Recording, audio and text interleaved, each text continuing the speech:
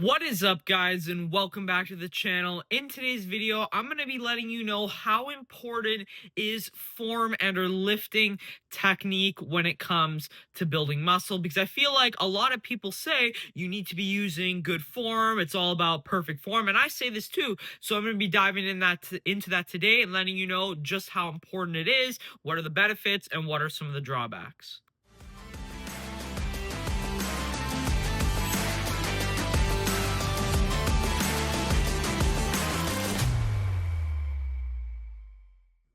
So just starting this video off, should you use good form?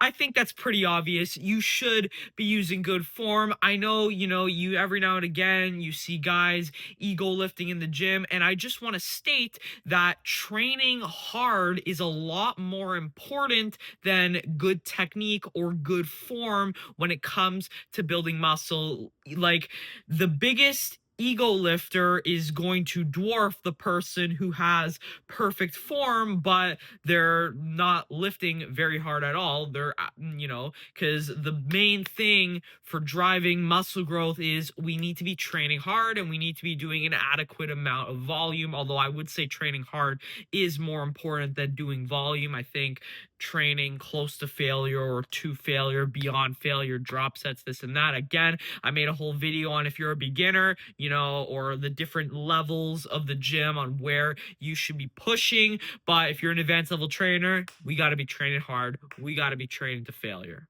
So the main benefits of using good form is the reduction in the risk of injury. I feel like it's inevitable for people to go to the gym and at some point in their training career or whatever, they're going to get injured. I am very young in my training career, only been training for about 3 to 3.5 years now, and I have hurt my shoulder bench pressing, and honestly, it's never been the same.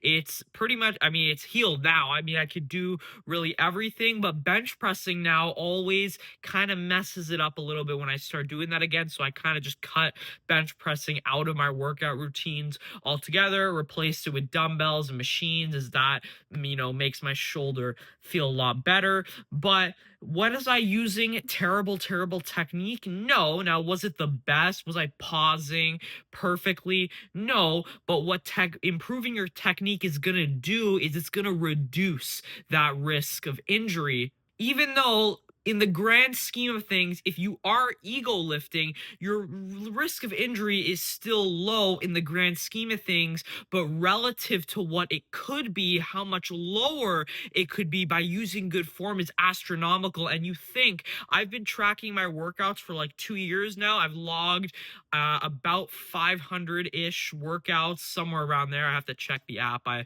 log all my shit on.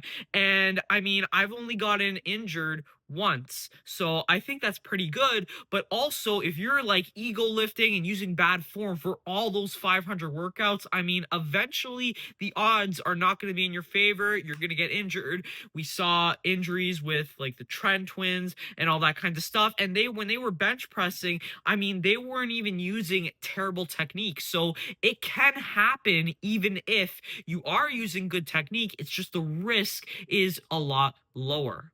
Another benefit of using good technique is you'll probably get a better mind-muscle connection. If you're doing the bench press and your ass is coming off the bench, your ass is probably going to get a really good pump, taken away from some of that chest tension that you could be getting if you just planted your ass on the bench, nice slow eccentric, pause, and pressed up. So I do think overall, if you do use good form, I do think that would probably be slightly better for muscle growth, presuming that both groups are training really hard and to failure.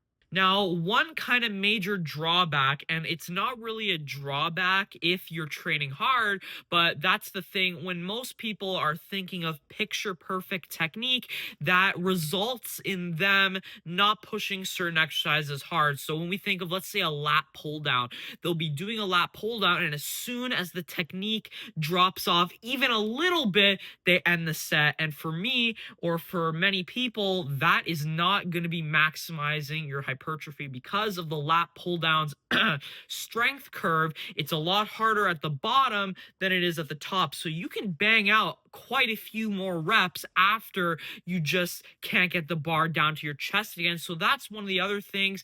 I think that on certain exercises like the lat pull down, like certain kinds of rows, I think cheating is absolutely okay, and it's okay to not use picture perfect form all the time.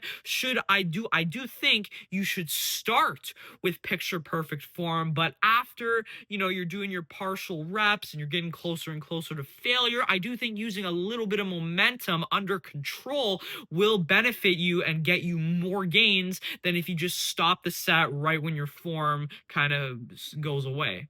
Now, there are certain exercises where I don't think you should compromise form at all. And that some of those would be like, for me, the bench press or like a squat. I think compromising form on lifts like that are a lot more dangerous than like if you kind of do some swinging on some side laterals or bicep curls. So I don't think that's the greatest idea. And I also don't think it's a great idea to really do any compromised form on most machine exercises. I will give like the benefit of the doubt, or not the benefit of the doubt, but I think I'll give the pass to most back machines, because you can like kind of swing and sway, maybe except for the lat pullover. I think you should be using good form if you're using like a lat pullover machine. But for the most part, when you're using machines, it's not like free weights where you gotta free roam and you can move and swing and sway. It's more of you're in a locked in position. So by swinging and swaying, you may tweak something a little bit more. So I think that if you're gonna do some cheating or like cheat reps and not have perfect form, I think for the most part you want to be using free weights because they're free to move in any direction, whereas a machine is locked in place. So if you start twisting, you might tweak something a little bit more because the machine isn't moving with your body. So that's the video, guys. So long story short, you should be using good form, but it's okay to compromise form a little bit if that's going to allow you to train harder and push harder. And just know that regardless of what form you're using, if you are training hard, that's the thing that's going to be driving the muscle growth, is training hard. Now, using good form, it's also going to greatly reduce your risk of injury, so I would just recommend it to everyone to use good form. But that's the video, guys. Let me know what you guys think in the comments down below, and I will see you in the next one. Peace.